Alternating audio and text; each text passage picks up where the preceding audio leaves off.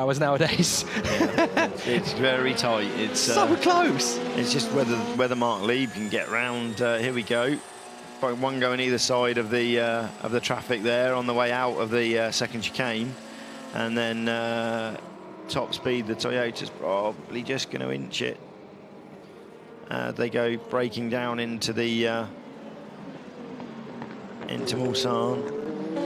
This is an absolutely fantastic battle. The pendulum keeps swinging to and fro between these two cars. One gets an advantage, the other one gets a deficit, and then they swap over on the next lap. It's a brilliant little jostle for gap position. Let's listen. The Porsche up in 7th gear, the Toyota with just the 6 speeds. Here we go. Easing off early. Yeah, lift and coast through Indy. That's one of the places where you can save a big chunk because it's a very quick corner anyway that isn't flat, no matter what. So you can save a big chunk of fuel there. And yet, even with lift and coast, the gap is down to a second. Yeah, it's now a second. What we don't know is how much Conway's doing as well. So they might all be in the same boat, and therefore we're not seeing the ultimate from them, which... let's see what Conway's lap time is this time, but Conway lost a bit in each sector again to Lieb. We've got to be thinking about pit stops again soon. It's got to be, what, 4 or 5 laps away? We are... Conway is on... Lap 300. That's going to be 300. So, yeah, Conway is 3 laps away from a stop. 3 laps away from a stop. OK, so that means that Buemi's not far from it either. Yeah, Buemi and Conway are a lap out of sync, so the number 6 is stopping before the number 5. And Lieb, I believe, is 2 laps out of sync. Or is it 3? Lieb is... Yes, 290. 3 laps out of sync. 3 laps out of sync, OK. It should be 1-1-1, basically, I think, the way it's going to pan out. Marco Cortese asks us on Twitter, is the 70% of the LMP1L class calculated on the overall winner or on the best LMP1L? That would make a big difference. It does make a difference because you've got to cross the line. OK. So for LMP1L, there is only one car running. It will be 70% of the race winner, unfortunately, which, again, I think actually they will just make the cut. Depends how much time they lose now. As things stand, they're right on the cusp as things stand. Interestingly, the 13 Rebellion is in the pits, has been for a while, but they're not retired yet. They're not officially in retirement. No, I think the door is down, though. I think we saw the door come down. I think that's just somebody hasn't gone up to the timekeepers and said, we're out. We're out. Avery Hage on Twitter says, the fastest ever Mulsanne speed was in a WM Peugeot P88 in 1988 by the fantastic French talent Roger Dorsey. He did 200, get this, 252 miles an hour. That is Veyron territory. That's astonishing, absolutely astonishing. So on the track, we've now got the Ferrari and the Ford in the pits. The gap down to 3 seconds as Dirk Muller brought the car in. So Malicelli has lost an awful lot of time there. Those guys are pitting same lap, strategy exactly the same, and they're on the same point in the driver rotation. It's whether these guys are going to double stint the drivers to the end in the GTE class. Typically here you would.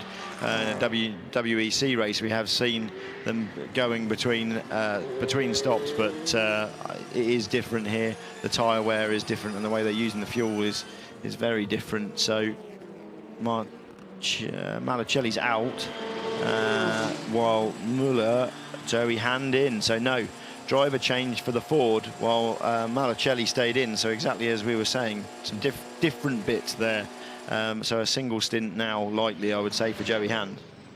Maybe, just maybe, a fresh set of hands at the wheel could be the difference between them taking the lead off the Ferrari. What's strange, though, is Malicelli didn't change driver, and the Ford was only 5 seconds longer with a driver change in the pits. That's very true. Problems at Ferrari? Well, Malicelli took tyres, clearly, because of the 130 stop, but didn't change driver. So I don't understand why you wouldn't put a fresh driver in at that point. Dirk Muller had done a fantastic job of closing that gap, but at the end of the day, if you're going to have to do tyres on every stop, which is what it seems that they're now doing, you would change the driver out because it doesn't cost you anything. So, and if I was Renzi Competizioni's boss, I'd have put Fisichella in the car at that point. Yeah, and I think that would work from a driver rotation point of view. So the gap back up to 7.5 seconds because they did lose a small amount of time with the driver change and the tyres. But yeah, Malicelli 7 seconds up the road. Joey Hand with fresh tyres, Malicelli with fresh tyres, but Hand dialing himself into the car. Let's see where he goes. Slower first sector, 3 seconds slower than Malicelli, but that's the battle now. Really, that's where we are. The gap at the front seems pretty consistent at the front of the LMP1 category. We have just had a purple sector, fastest overall sector time from Mark Lieb in sector 3, 91.9 seconds through there versus 92.85 for Mike Conway. So they really are throwing it down the road. 3:22.9 for both of them on the last lap. Great job. Keep pushing. He certainly is. He is doing a cracking job here, Mark Lieb. But 3:22 last lap for both of those two. And then we'll wait for the sector times now from Malicelli and Hand in the other major battle on track. But 7.4 seconds now, the gap. So Hand not losing anything on this outlap, despite the fact that he's just jumped straight in that car fresh. He's not bedded in the way Malicelli is. Well, in the LMP2 battle, getting that penalty for the Signatech Alpine has now put it on the same lap as the team in second place, the G-Drive Areca. Now, that is significant because they are losing a second a lap at the moment to René Rast in the Areca. That's not going to be enough per lap to catch them up, but if anything more happens to that Signatech Alpine now, if they have a duff pit stop, if something goes wrong, they're vulnerable. Interestingly, Kane and Scheitar gap. Kane's now stretched that gap out to 26.2 seconds, so he's going very well at pulling away.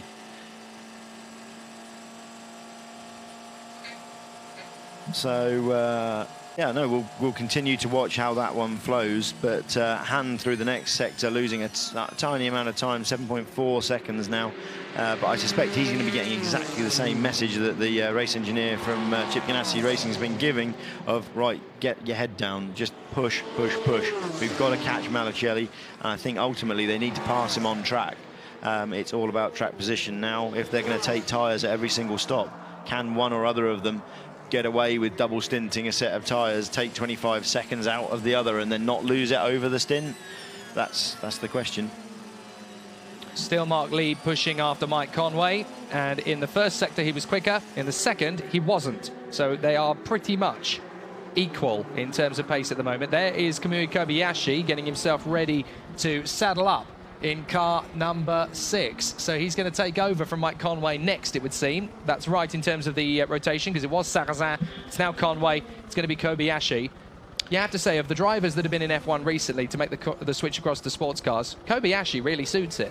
He absolutely does. You know, he's done a fantastic job recently. When he's far outperformed his F1 performances here. So yeah, we're just seeing now on the screen there the Toyota and the Porsche running together. The gap the gap is whatever the traffic is.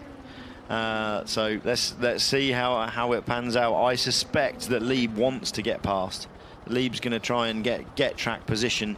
As much as anything else, it's a mental thing, isn't it? You've got past him, you know what you can do. I mean, the gap, half a second, you know, it's he's there, he's on him. So is Conway now on the 14th lap of the stint? Because I think he's stretched it. Conway is now 9. 3:03 we're on now. No, this will be Conway in on this lap. Conway will be in on this lap. So no wonder Mark Lieb wants to overtake him. He wants a psychological upper hand here, because Conway's coming into the end of this lap, whatever happens. So Mark Lieb will want to get a good run. And out of Tertre Rouge, both cars look pretty much evenly matched. Mark Lieb might not get a chance to get the overtake here until they get the run down to Mulsanne, I would have thought. Yeah, and even it's then, going to be there, and the thing is the Toyota's very strong there. So let's see. You know, he's going to want that track position.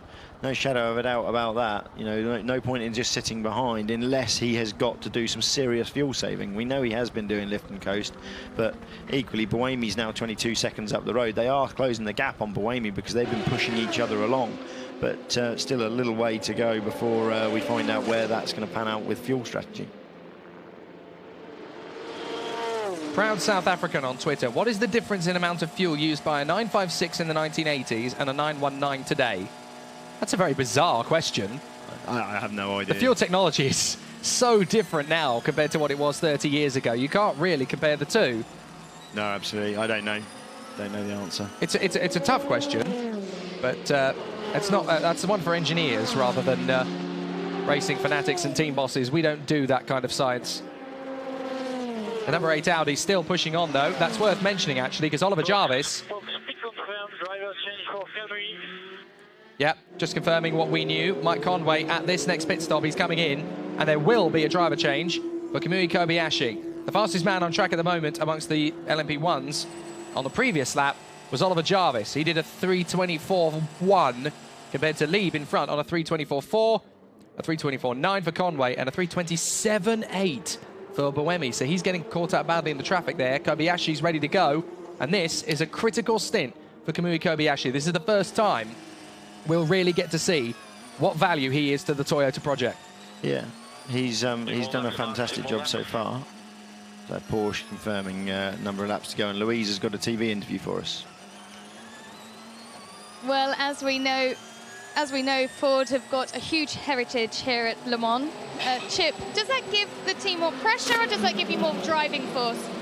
Well, you know, obviously, it's a lot. It's a lot, and to have the support here this weekend from the management of Ford, the Ford family, a lot of people here, a lot of eyes on the program, and as you say, there's a lot of history in it, so it's a motivator.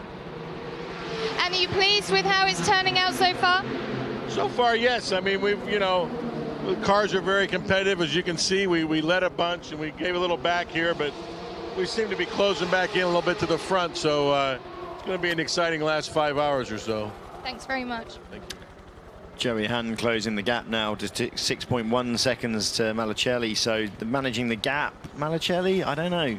I don't know whether it's managing the gap or just Han taking his time to reel him in and we're having to work through the traffic. So that's going to be a race to the end. As long as we have no reliability issues, you know, that's just going to be a dogfight. The last hour, it's going to be who doesn't make the mistake in traffic, does it? So it'll be good to see where it pans out. So the gaps now in terms of Conway to Lieb.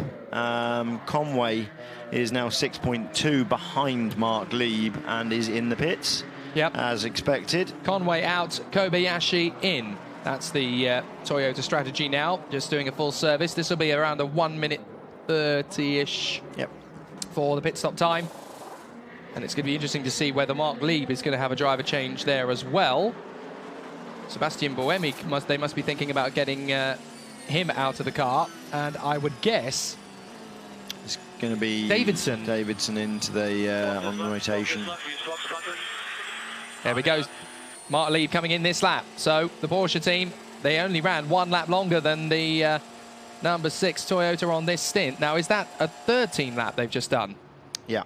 Yeah, so they've actually moved to cover. They can go 14. We know they can because they've done it. So no, that will be a 14. Oh, that will be a 14. Okay. So that is them now starting to stretch it, which is what we heard when we were on board the lift and coast. So they can only do those 14s when they're doing that fuel saving. They can't do a 14 lapper unless they're on a fuel saving strategy.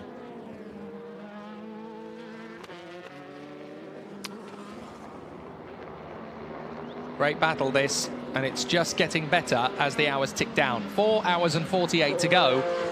We're only in the box for another hour and 48 minutes before we hand over to Julian and Peter. Julian Porter and Peter Dunbrake. There's Anthony Davidson getting himself ready. Cometh the hour, Anthony. You've been here before. So we are only going to get, I think, 2 more driver changes, including this one. Anthony Davidson, and then he'll hand over to, I would have thought, Kazuki Nakajima. Anthony Davidson is motivated. He just looked at the camera. Punch of the fist. He feels good.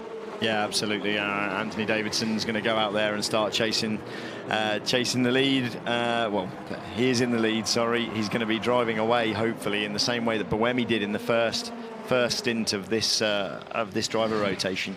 he desperately tried to pull the gap, built up that 35-second gap, which is now back down to 17 to lead. But let's see, maybe Davidson will take a different approach to it and just try and eke it out more over the stint, keep the life in the tyres. There'll probably be a compound change going on now. They're not going to tell us, but the track temperature's coming up, and Buemi having reported the tyres going away fairly early on, really, in the second part of this run. I suspect it will be. And look, Davidson there rocking, ready to get in the car, completely fired up. That's a world champion in waiting. Again, 2016 could be his year again for the second time. The Toyota's still looking very good, but the one thing he hasn't got in his career, he's done Formula 1, he's done Formula 3000, he's done the World Endurance Championship and won it. The one thing missing is a Le Mans 24-hour victory. And this year, maybe, just maybe, they've got it right. It was interesting you were talking about tyre compounds, because John Owens on Twitter must have been reading your mind, because he asked a question a few minutes ago. As the track warms up, what kind of compounds do we expect the teams to run and why? Now, that's a right-on-the-button question. Yeah, I mean, they'll be going to a harder rubber compound, probably the same tyre construction, so the actual sidewall of the tyre and the carcass, the top surface of the tyre, will be very similar, because that's defined by how the suspension works on the car. You don't want to be changing the construction, because then you start changing the wheel rate. But the actual rubber that's on the surface of the tyre is a different hardness. So you go to a harder compound as the temperature comes up. And during the night, they will have gone to a very soft compound so that they'll have been able to run right through. And then different compounds on wets, intermediates and slicks. So an abundance of things they can do, along with air pressure changes. Is that the Porsche getting out in front of the Toyota? Yeah, I think it is. They've jumped the Toyotas. They have. We would have been expecting that with the way that gap's gone. So that's now 6.5. Yeah, true, to I Davidson. suppose. So that's Psychological game expected. plan, though. Psychological game plan for Porsche. They have managed to jump the Toyotas. So now it's up to Davidson and Kobayashi, two drivers who don't have a second speed other than flat out. Yeah, let's see where he is. Lieb on his out lap now, so that's down the Mulsanne. 3:04, and Davidson 6.5 seconds back, roughly. Yep, 6.6. So it's this is going to be a very interesting stint. I mean, Lieb has been in, done a short pit stop, 1:06. The two Toyotas have done a full service stop, and so they're out in 6.6. I think that's the thing that you've got to see. That's a full service. So if they can go further, then let's see. You know, it's going to come down to, if the gaps stay as they are, who can double or triple stint tyres. Yeah. And where we are with fuel loads. If it stays as it is, it's going to be the pit wall that wins this race. If it stays as it is. Look at that. Yes, we know. It really is. Absolutely. That tight. So Louise just mentioning that Ollie Jarvis is now into the pits. So he's still at that lap behind. Still not managed to break that gap. He was quickest.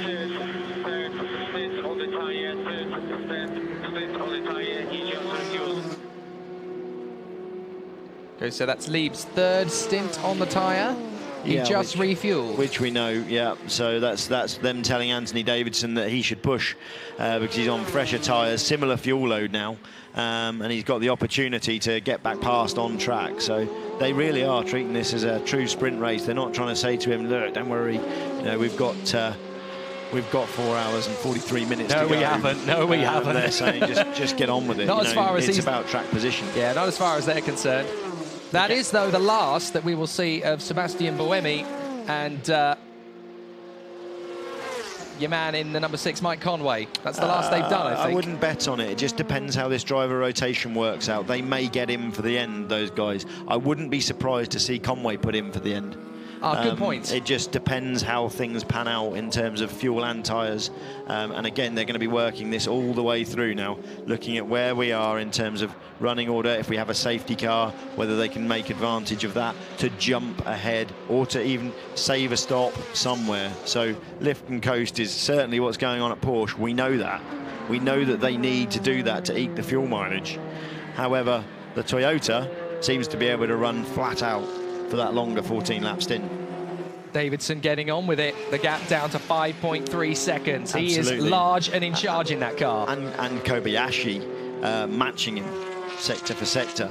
In fact, Kobayashi quicker. Yeah, in he that is last quicker. sector, which is going to be traffic. But until then, they've just been matching each other sector for sector for sector. So let's see. Kobayashi's going to be giving it the message too. And Kamui proved here 2 years ago exactly what he can do. So let's see. He's going to try. Mark Lieb comes across to complete his 305th lap. That's their out lap complete now. Davidson gap up to 6 on the nose, and then we'll wait for Kobayashi.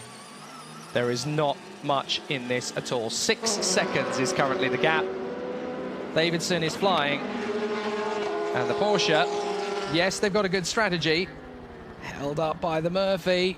I think this is it. I think it goes back to what we said right at the start of the race in terms of this 14-lap stint that Toyota seemed confident and capable of doing. That could be the difference here. You know, if they can eke just that over the next 4.5 hours, they're taking that 1 lap extra, and the Porsche, they push the Porsche hard enough that he can't lift and coast to get to the 14-lap stint. That could be the difference. That's going to be the half a pit stop, the splash and dash that they need to win this race. Yep, Philip Pond asking, as it's looking now, roughly, how many pit stops do the leaders have left each?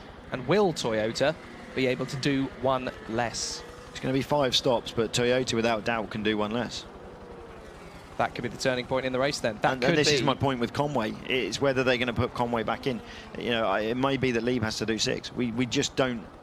I wouldn't like to calculate it back now because I don't know what's really going on, and I don't necessarily think we've seen the true hand in terms of what they can achieve on fuel mileage yet. You know, it may be that the Porsche can genuinely go that little bit further on fuel mileage, and they can comfortably do the 14. But they've been choosing to take the fuel for 13, run lighter, faster for a shorter amount of time. We don't know. That's what's fascinating about Le Mans. So down in the pits, we have Louise Beckett. Sebastian Buemi's just been out on the pit wall speaking to the team. I suppose now it's what you can get out of your tyres for the rest of the race. Yeah, exactly. We seem to be very strong at the start when the tyres are new, and then it's difficult to keep up the pace, especially in the third stint. So I don't think we will finish on the same tyres. We might change spec a bit later in the day, but yeah, it's gonna be hard. Thank you. Exactly what you were suggesting, Giles. Yeah, I thought they would have changed now. So I think what he's saying there is they've stayed on the same compound, interestingly. Now, I would have thought the tarmac temperature, with the track temperature, would have been coming up quicker now with the sunshine we've got than it will do later in the day. It wasn't that cold last night. I was walking through the paddock in a t-shirt and it was probably 13, 14 degrees. So the track will have retained a lot of the temperature, sort of 22, 23 degrees. And I would suspect that by midday we'll see the track temperature up at high 30s. Oh, this is a critical, if it stays as it is. Porsche holding up a Porsche. Yep, critical block there. That's going to cost him at least a second if the Toyota doesn't get the same amount of... Davidson down blocking. to 4. Down to 4 seconds. It's so close. And if Toyota can do 1 less stop than Porsche, they are looking incredibly strong. Porsche are running scared here. Let's not forget, though, about this Ford battle. Joey Hand now gap down to 3.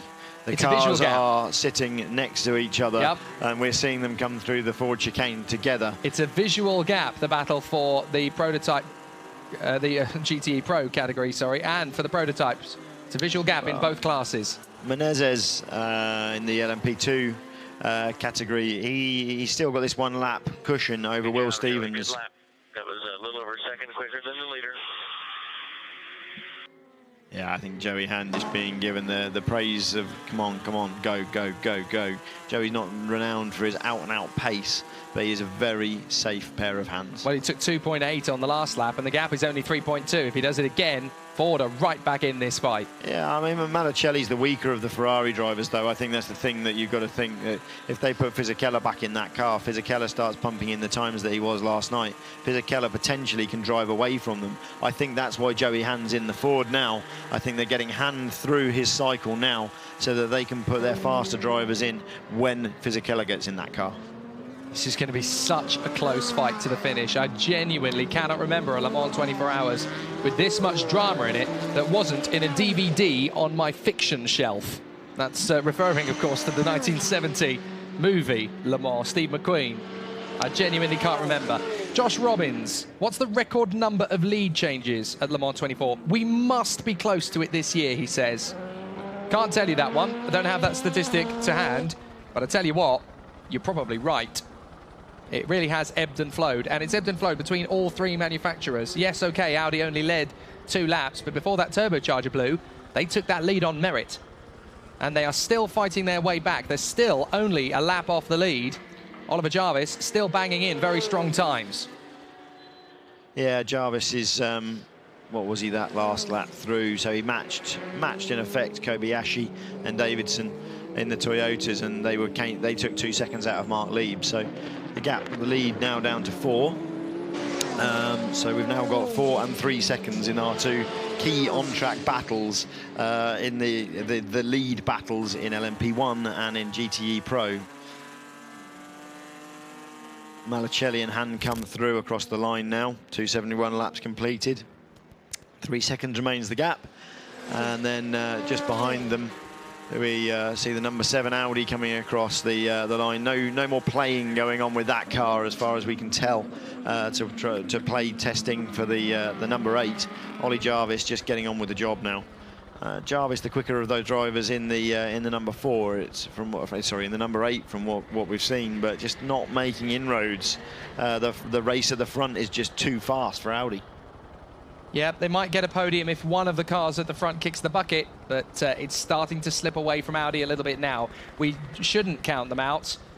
There is still 4.5 hours to go. 2 hours ago, when they were pumping the times in, I thought that they were going to achieve it. I thought that this was the turn of pace that we were going to see. The track had come to them. They'd done their homework on the number 7 car. They'd transferred those settings onto the number 8 car, and they knew what they needed to do.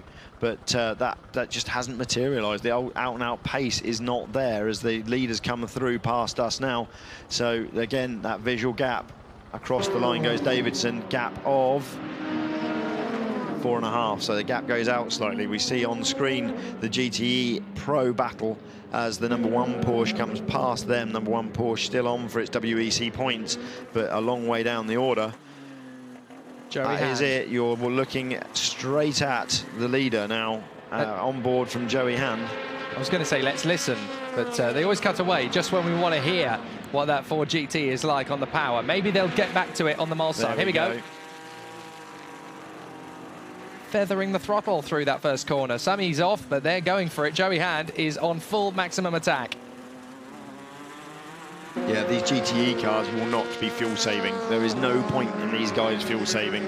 They're on the same strategy. They can do the same number of laps. They're on a similar driver rotation.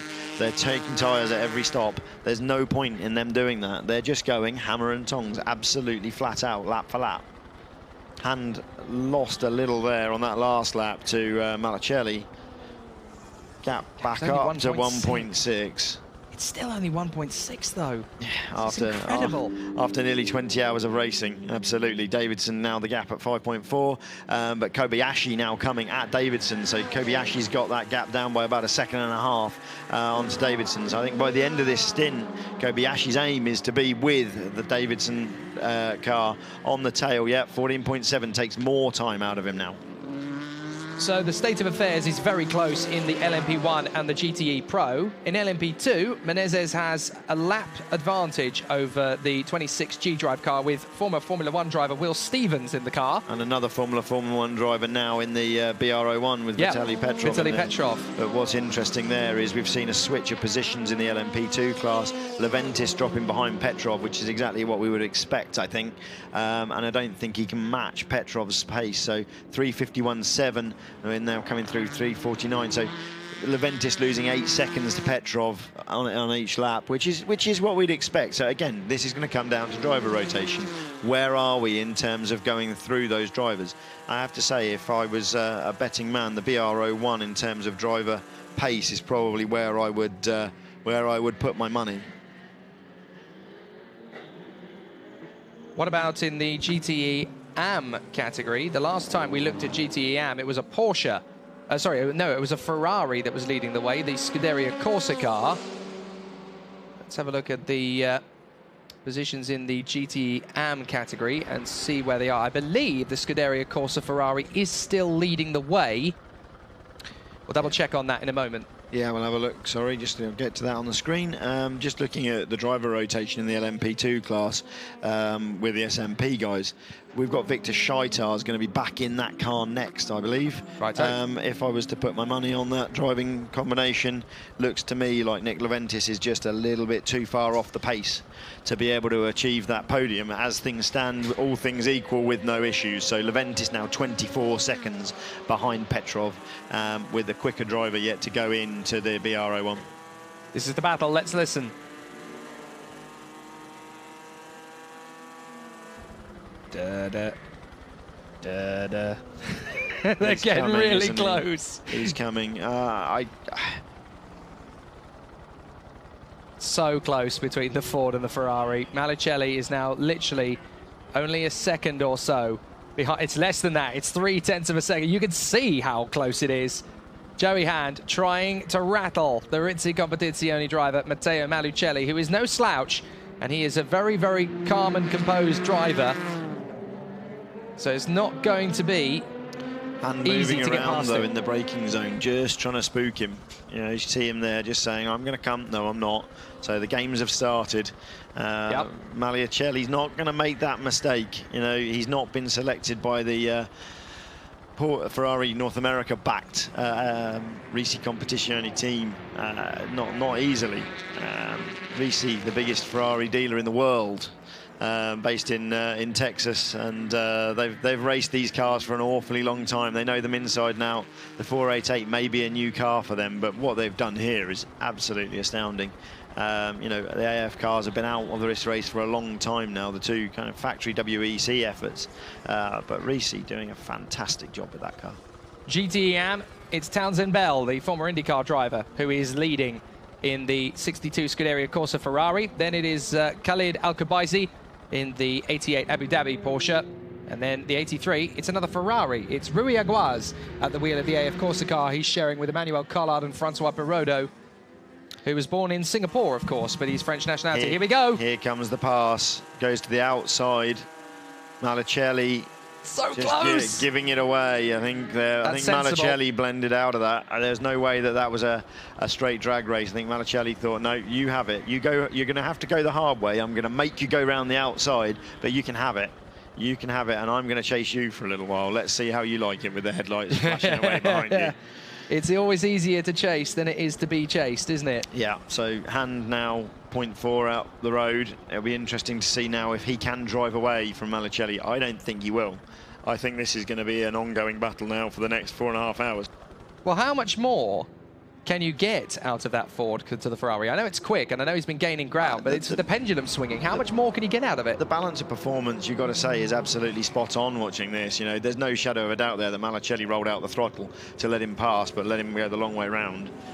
It's going to come down to drivers' mistakes. It's going to come down to the boys in the pits, and it's going to come down to how the cars wear their tyres, ultimately.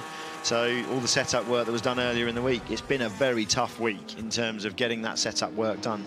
The circuit's been so changeable. There's not been any proper dry running until now. You know, this is the first real true dry running these guys have had, and they're trying to, they don't have the option to come in and change an anti-roll bar setting or change the rake in the car or change some gurneys. Just got to roll with it. They've just got to get on with the job. So it is going to be who's done the best job in terms of making sure the car turned up here ready to race. Anthony Davidson's been held up in some traffic. There's the Porsche. Look back. There's the Toyota. There's nothing in it at all.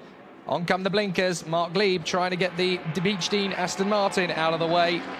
3.7 seconds for Anthony Davidson is now the gap. Let's ride on board with the Porsche.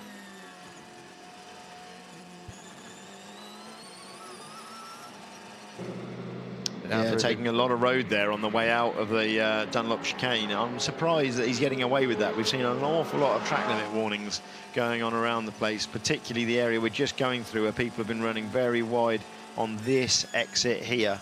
So on the way out there, yeah, I mean... Well, is he going to get away with that? The rule technically is you can only put your outside wheels on the exit curb. That's by the letter of the law. what they should be doing. I don't know if they've had a discussion at drivers' briefing about that and said, look, actually, it's okay to put the whole car on the exit curb, but certainly there's been plenty of people abusing that, and the race control guys have been clamping down on it. Some penalties issued earlier in the race for that. That's the gap for the lead of the Le Mans 24 Hours, with 19.5 hours gone. Just under 4.5 hours still to go. And it's still as close as that. It's still completely unpredictable which way this is going to go. Joey Hand's not getting away from Magliucelli, so nope. A second there in that fight, just 1 second. So Magliucelli just thinking, I think he did let Hand past. I think it was Ford, it's your turn to lead, you can pull me round. Absolutely. And there may be a degree of fuel saving going on there. Smart thinking, though, from Magliucelli, because it is easier to be the guy in second place chasing rather than the guy who's holding all the cards in first place. Especially with 4.5 hours to go. Magliucelli into the second part of this double stint for him, but he's on new tyres. He did take new tyres. If a Toyota breaks down on the last lap, asks Colin JHB, will the Audi in fourth get third place even though it's a lap down? Yes, it will. You got to cross the line.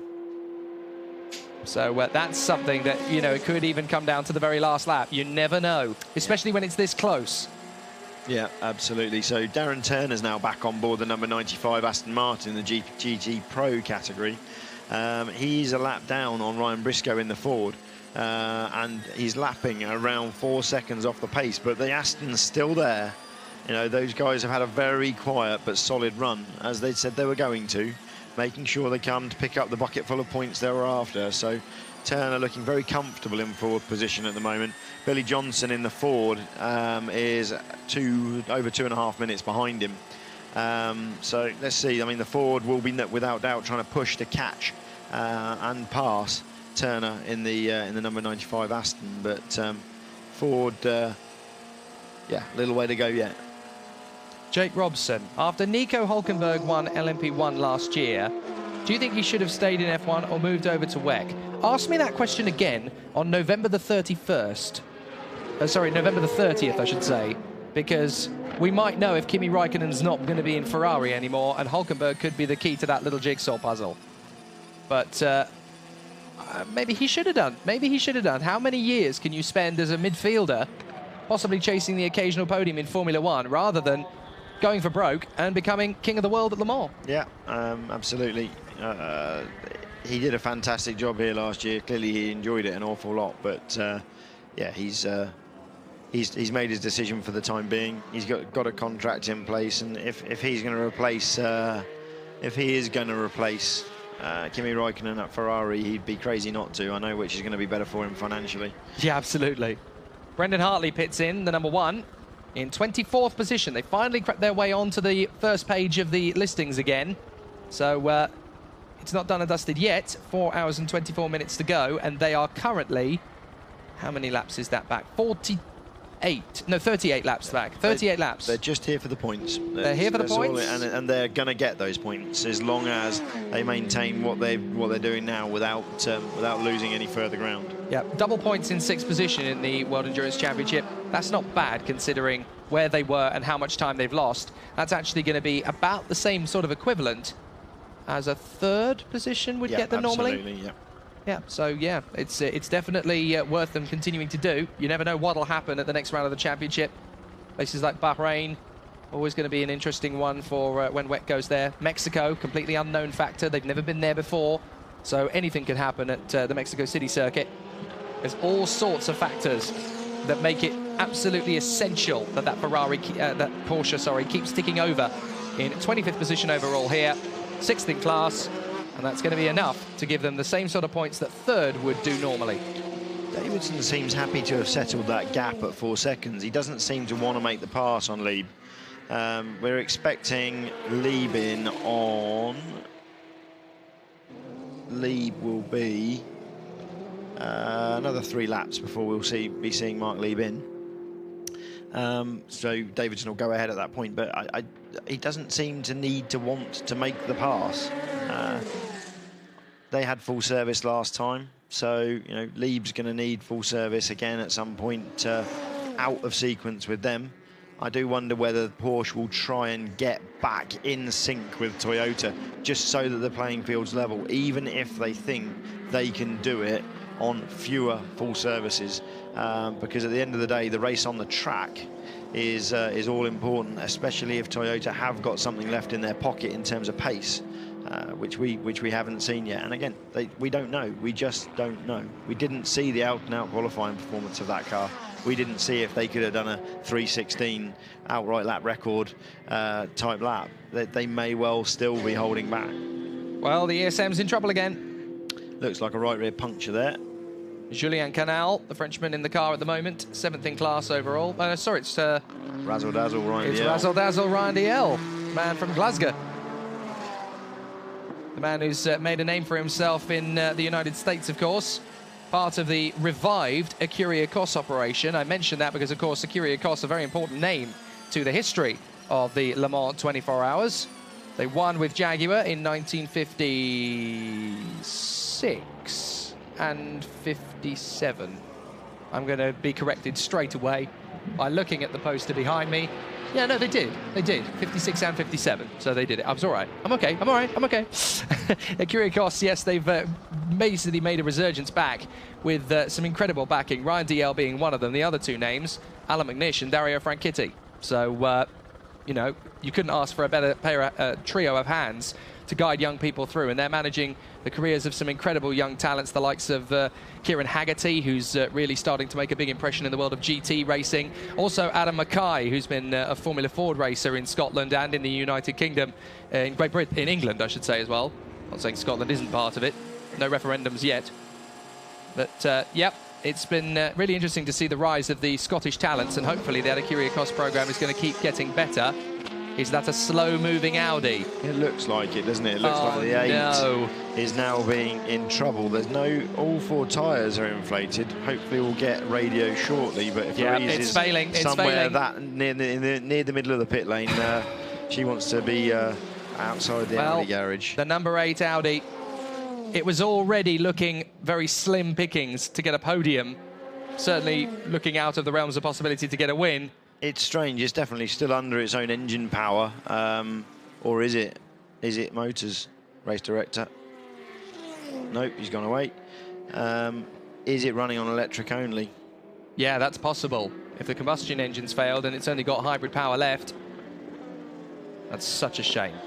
I'm trying to hear whether it's. Can't really hear anything. We could do with an onboard, really, to ride with Oliver Jarvis. Yeah, it was interesting last night when the Porsche number 1 came. Here we go. When the Porsche number 1 came in last night on battery only, it was showing the graphics. People getting awfully confused. There was all sorts of things on social media that there was 0 RPM, 100% throttle, and the car was travelling forward purely because it was running on battery only. Yeah. And people were saying, how does this work? The telemetry must be wrong, but no, the car was running purely on battery as it came in. Toyota pulls out to lap a Ferrari at the exact same time. One of the LMP2 cars. I can't tell where it is from here. It's on the run down. There's the limping ESM car on the run down to Indianapolis. Get right out of the way, sir. Well done. Good job, Ryan. But I'm afraid to say the Audi dream just died, didn't it? Yeah, I think there's no way back from that. That's it now. You know, they're 2 laps down now. We're waiting to see if it comes in. As it comes past the commentary box, we'll be able to hear whether the engine's running or not. And that is why Brendan Hartley, Timo Bernhard and Mark Webber are still going and still giving it everything. Absolutely, that could be more points. Let's see, let's wait and see. It's still moving. We saw Spa, the guys at Toyota sending the cars out onto the last lap to just drive around on hybrid-only power just to collect the points. Lead now leads the race in front of Anthony Davidson in the number 5 Toyota by 2.3 seconds, and Davidson just got held up in traffic. That's a sorry sight. The Toyota. Did you see that? The cheeky little blink of the headlights as it passes the Audi. That's a satisfying moment for Kamui Kobayashi. Bye-bye. Your dream just ended. Ours is still looking good. We're even looking good for a 1-2, mate. Just going to take my cans off and see if I can hear what's going on with the Audi. Into the pits. Doesn't sound good at all, the Audi. Sounds like the engine is running on idle. Yeah, that would suggest battery only. Yeah, so but engine actually running, but just idling. So it could well be a drivetrain issue. The fact that the car would have come back under drive on the front. Louise saying they've got a back corner ready. Well, that again, that would make sense. If the car's lost drive, it can come back on the front axle. So Louise will come back to us with that. But if that is a back corner, that would make absolute sense. If they've lost a drive shaft at the rear, just bring the car back under, in effect using the engine as a generator, and drive it back on the front axle. Elmer Van Zyl on Twitter. Which other car manufacturer do you think might compete in the Le Mans 24 in the future? 2 back corners being prepared for Audi in the pits. Okay, so that could be a regeneration issue because they'd have the motors that are out there to regenerate the energy back into the battery pack.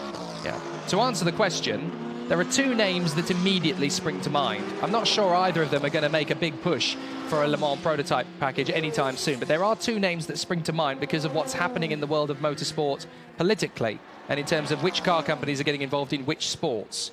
And those 2 that I could see as the most likely are BMW and Jaguar. BMW have obviously been dallying in hybrid technology recently, that i8. Jaguar won't be coming to Le Mans. I don't see that happening. They won't be coming to Le Mans. They've put all their eggs in the Formula E basket. Yeah, well, that's what I'm thinking. I mean, the sort of the battery power and everything. Maybe they're dabbling a little bit, but no, I can't see them doing it. And Louise thinks they've got 2 back corners ready. They've gone to work on the front of the car. It could be front and back, apparently. There's definitely 2 corners on the same part. Fronts. I suspect Louise is right. It's 2 corners and it's fronts the way they're going at it, which seems very odd considering the thing came back in on idle. Well, this is now for Audi to finish in 4th and 5th. They could well drop to 4th and 6th with this car, and that looks like it could be a long job as well. You'd be surprised how quickly they can change a front corner. You know that there is a drive shaft there now, so it is a little bit more complicated than it used to be. Ultimately, they're going to undo 8 bolts. The track rod lengths are going to be set, so the steering's all correct straight away. They'll be ready to go. The brakes will go with it. There are dry brake couplings on the brake lines, so they just disconnect those. There's no need to re-bleed the brakes. The car will be turned around extremely quickly. I could see Audi doing that in less than 5 minutes. Any time now, there's going to be a lead change at the front. I can sense it. Davidson has caught up to lead, although they might get to the pit stop window before that actually happens, thinking about I think they will. Magliacelli does appear to just be sitting happily behind Joey Hand as we see them on the screen now. Doesn't seem too bothered about the fact that Joey's the one that's having to go and deal with the traffic. Yeah, no, that's fine. I'm in no rush. You get balked, you get loads of dirty air, and you get loads of bugs on your windscreen. I'm just going to sit here behind you, happy as Larry, and when I give the car to Fisico, he can kick your butt later. Yeah, absolutely. That's what Matteo Malicelli's on, basically. He's on quiet confidence there. Nick Leventis continuing to lose time now. He's consistently lapping in the 350s while Vitaly Petrov is pumping in 342s consistently. Petrov doing a fantastic job, it has to be said. He was heavily criticised during his time in Formula 1, but he really seems to have found a home for himself, doing an absolutely brilliant job. The most consistent driver in LMP2 at the moment by far. Yeah, and again, another Formula 1 convert who has managed to make the switch with a lot of success, and he's actually showing people what he can do, what he's made of. Yeah, absolutely. I mean, Will Stevens is pumping in 336s, but equally, Will only has one setting, and that's go, go, go, go, go. Yep. He didn't really get to show what he could do in Formula 1 last year with the car he had. But, you know, Petrov doing the sensible job, just pumping them in, making sure he gets it done, keeping out of trouble. And he's going to bring that thing far enough ahead of Nick Leventis that I don't think the Straka boys are going to be able to come back at them. The Panis Barthez Ligier has just come in over an Audi. They're definitely now working on the front end of the number 8 Audi. Thanks to Louise for keeping us up to date on that one. Here's Ryan Briscoe, the 3rd of the GTE Pro cars, the 2nd Ford in the equation. It's currently Ford, Ferrari, Ford. there isn't a massive chance of a clean sweep for Ford. There was a while ago. They were running 1, 2 and 3 as we went into the night time. But now it's not going to be that way anymore, because the 66 Ford, with Billy Johnson currently at the wheel, is now losing time quite rapidly. He's dropped down to 5th position behind Darren Turner in the Aston. So it's not beyond the realms of possibility to get a clean sweep, but it's looking more and more unlikely as the minutes tick down. Everybody getting warnings for track limits on the exit of Tertre Rouge again. So that's going to become an issue, I think, before the end of the race. It's car after car after car each lap. They've got a camera system down there so they can see who it is, who's abusing it. You get your speeding ticket. So we'll see if they decide to start dishing some penalties out. They're just saying they're changing the back wing on the Audi. That would suggest a balance change to me.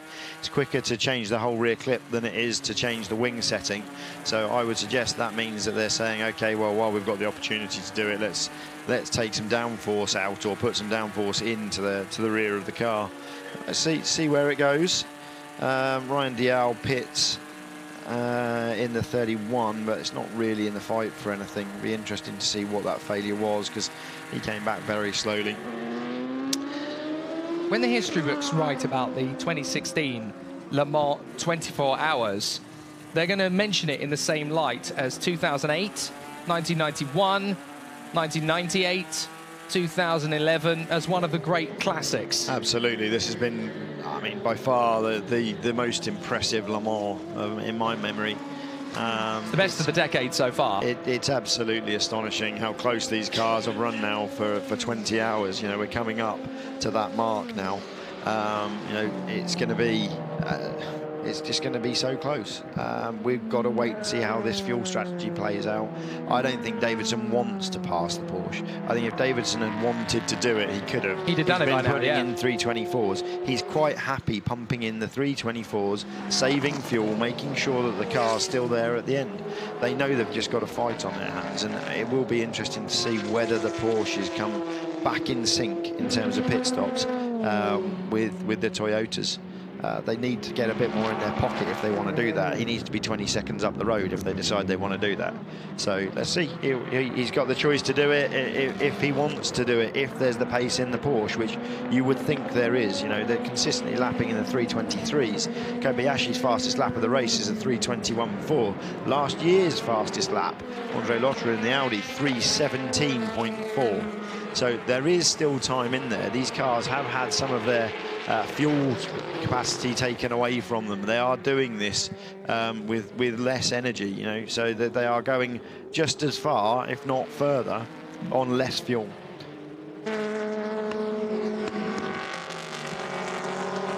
Maybe they're trying to fix one of the corners rather than replace it, says Louise Beckett down in the pits at Audi. It's a difficult situation for Audi because they're not usually on the back foot of a Le Mans 24-hour motor race. They've won it all but 3 times since the year 2000, when they made their debut with that incredible Audi R8. They won it 3 years in a row as Team Yost. Then Bentley came and stole the thunder away from them in 2003. Team Yost didn't come back till 2006. But the Audi R8 was still a winning force with Team Go in 2004 and Champion Racing in 2005. And then Audi Yost came back with their brilliant R10 and just continued where they left off, basically. Peugeot got one off them in 2009. But in the last couple of seasons, it seems as though Porsche, and now this year Toyota, have definitely caught up. Yeah, just hearing from Louise, 15 guys working on that Audi. 15 guys around the front of that car. Wow. I think you could probably get to the point where it's not efficient anymore, but they're not working, interestingly, inside the cockpit, down at the driver's feet, which is where the motor is, the energy recovery system is. They're working on the corners, so you know, it's going to be an issue with something conventional. I'm surprised, and I'm surprised we didn't hear radio traffic on that. That's gone beyond the realm of idle hands, hasn't it? Yeah. So front left, Louise is saying, is new front left going on. I'm really surprised by that. I can't believe that that's a wheel bearing issue or something like that. They just so rare now. You know, these cars do 32, 36-hour tests all the time. You know, if the driver was getting massive brake pad knockoff, we'd have heard about it through the drivers complaining back to the engineers. It does seem very, very strange to me, unless there's been an issue with a brake duct or something fundamental they can't fix, and they've got concerns over cooling. And full credit to Audi. You know, let's be honest, Porsche and Toyota have got one up on them this time, fair and square. But Audi were part of that battle for 19.5 hours. They'd only lost one lap in that little foray earlier on, and they were still pumping in the lap times. They were still there or thereabouts. So even though they've been defeated this year, you know, they're still the Audi that we know and love. They're still the Audi that can win Le Mans 24 Hours if it all plays to them. It didn't this year. At that point, they thought that they were still in the hunt. And I think we all thought for a little while that they were still in the hunt. They were going to come back. They were going to start throwing the gauntlet down and just go. But it doesn't seem that they had it. You know, that hour where it was all sort of sorting itself out early doors today. Just, you know, they were the fastest car on track, but not by enough. And then the other three have started pushing each other along, and they're the ones that are now setting the pace. I still don't think we've seen the ultimate pace. I think this is a case of how slowly can you win the race. Yeah. You know, 3:17 was last year's race lap record sort of set by Andre Lotterer towards the end. 3:17. We're doing 3:24s. Everywhere else we've been, the cars have been just as fast. I can see 3:16s at the very end of this. I can see it. So leading from Davidson and Kobayashi. Jarvis and Lotterer are still 4th and 5th, although the Audi is still in the pits, and apparently we have a little bit more info on it. Here we go. There's the Toyota making the move for the lead. Davidson's decided to go for it, and Davidson makes the move on Mark Lieb. So we have a new leader. It's not Porsche leading them all anymore. It's Toyota. Davidson does decide to take the lead back for the Japanese squad. Yep, so Davidson now been told, right, get on with it.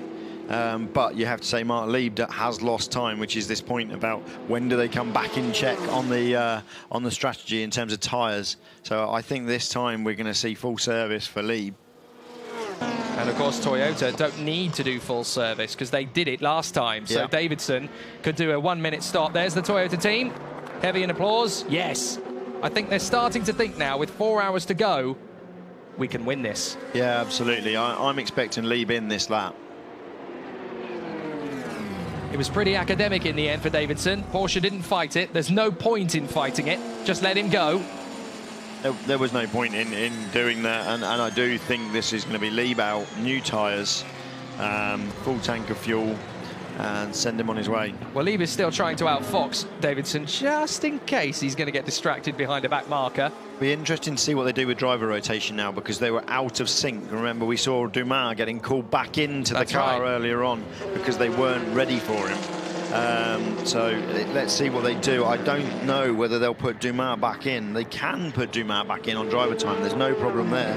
But Neil Yarni came out last time round.